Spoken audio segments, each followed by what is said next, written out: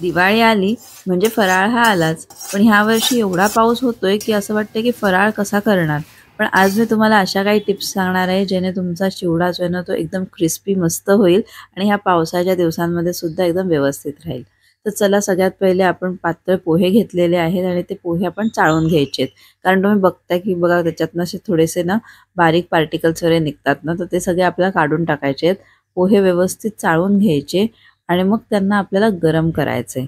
मी तुम्हाला दाखवते कसं. तुम्हाला तुमच्याकडे जे काय असेल, भांडं असेल किंवा तुमच्याकडे कढई असेल, त्यामुळे तुम्ही ते पोहे जे आहेत ते सगळे काढून घ्यायचे आणि मग ह्याला एकदम बारीक आच ठेवायची आणि सतत असं हलवायचं आणि त्याला छानपैकी गरम करायचं. आता गरम म्हणजे मी तुम्हाला का सांगते गरम करायचं, कारण पहिले काय व्हायचं ना, जुन्या दिवसांमध्ये हे पोहे जे असायचे ते उन्हात गरम केले जायचे. उन्हात त्याला ठेवलं जायचं थोडा वेळ आणि त्यानंतर चिवडा करायला घ्यायचो. पण आता काय होतं की आता पाऊस आहे यावर्षी, तर त्यामुळे तुम्हाला ऊन तर त्याला बिलकुल दाखवता येणार नाही आणि काही ठिकाणी ऊन दाखवायची सोय नसते. मग काय करायचं, असं गरम करून घ्यायचा आणि हाताने असं बघायचं. जास्ती जर का गरम तुम्ही केलात तर पोहे जे आहेत ते वाकडे होतील, म्हणून फार गरम नाही करायचं. मग मी इकडे तेल घेतले, तेलामध्ये शेंगदाणे घातलेत आणि शेंगदाणे जे आहेत ते आपल्याला छानपैकी तळून घ्यायचे. आपल्याला गॅसची आच जी आहे ना ती मीडियम टू हायच्या मध्ये ठेवायची आहे. फार जास्ती हाय पण नाही आणि लो पण नाही. लो आच तुम्ही जेव्हा ठेवता तेव्हा गोष्टी तेल पितात, त्यामुळे लो ठेवायची नाही. आणि हे बघा, आपण मस्तपैकी शेंगदाणे जे ते तळून घेऊयात. खरपूस तळायचे. थोडा रंग बदलतो आणि मस्त वास सुटतो. त्यावरनं तुम्हाला कळेल की आपले शेंगदाणे जे आहेत ते झालेले आहेत. ते शेंगदाणे मी परत ते जे पोहे आहेत त्याच्यावरच काढून घेते, म्हणजे आपलं तेल जे आहे ते वाया जाणार नाही. मग त्याच्यामध्ये मी टाकलेलं आहे खोबरं. आता खोबरं काय आहे ना, की मी स्लाइस करून घेतलेलं आहे. तुम्हाला जर का सुरीने चिरायचं असेल तुम्ही चिरून घेऊ शकता. हे तुमच्यावर आहे की तुम्हाला कसं घ्यायचं आहे. खोबरंसुद्धा आपल्याला मस्तपैकी ना असं गोल्डन होईस्तोपर्यंत त्याला जरा छानपैकी परतायचं, म्हणजे तळून घ्यायचं. व्यवस्थित तेलामध्ये आपण त्याला तळून घेणार आहोत. हे सुद्धा आपल्याला काढून घ्यायचं आहे आणि तसंच आपण पोह्यांवरच हे पण टाकणार आहोत. म्हणजे हे सगळं तेल आपल्याला नंतर चिवड्यामध्ये वापरता येतं. आता चला फोडणी करूया. तर त्यासाठी मी थोडेसे इकडे मोहरी वापरलेली आहे. थोडे जिरे छान तडतडले की त्याच्यामध्ये ना बारीक चिरलेला, बारीक नाही म्हणजे उभा चिरलेला पण पातळ, फार जास्ती त्याला जाड नाही चिरायचा. उभा चिरलेला लसूण आपण त्याच्यामध्ये घालणार आहोत. तो थोडासा झाला की मिरची घालायची. लसूण आणि मिरचीमध्ये जास्ती तुम्हाला अंतर नाही ठेवायचं. लसूण जरा एकदा दोनदा हलवायचा आणि लगेच मिरची घालायची.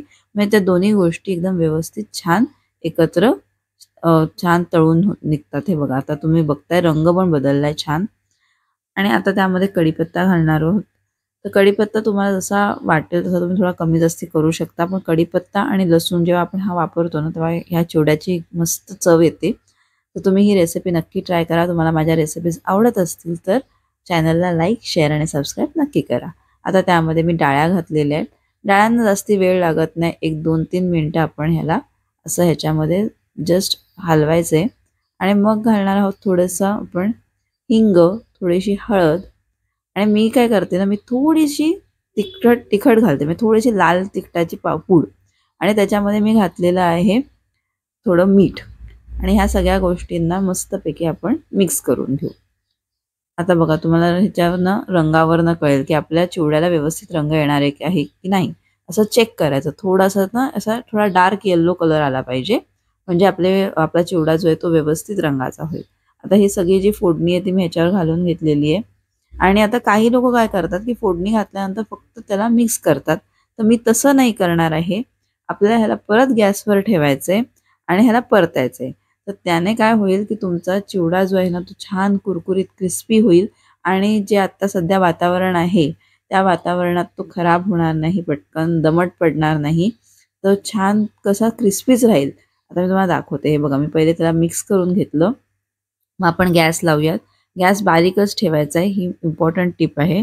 गॅस जास्ती वाढवायचा नाही, नाहीतर तुमचा चिवडा जो आहे तो खालून लागायला लागेल.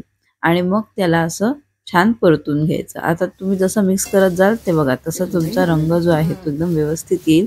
आणि मी तुम्हाला सांगितलेलं त्यामुळे आपण हळद बरोबर चेक केली आहे आणि त्यामुळे आपला चिवडा बघा किती छान झालेला आहे. आणि असा त्याला निदान एक 15 मिनटं वगैरे ना आपल्याला परतून घ्यायचं आहे. आणि मग मी तुम्हाला दाखवते. हे बघा, आपण एक पोहा घेतला आणि तसा बघायचा. छान कुरकुरीत झाला आणि मस्त तुटला तो. म्हणजे आपला जो चिवडा आहे तो तयार झालेला आहे. आता ह्याला तुम्ही थंड करा आणि ह्याला एअरटाईट कंटेनरमध्ये तुम्ही भरून ठेवू शकता. लॉकच्या बॅगमध्ये भरून ठेवू शकता आणि तुमचा चिवडा जो आहे तो एकदम मस्त राहील आणि तुम्ही दिवाळीत त्याला छान एन्जॉय करू शकता. चला भेटूयात आता दुसऱ्या रेसिपीसह. Bye bye.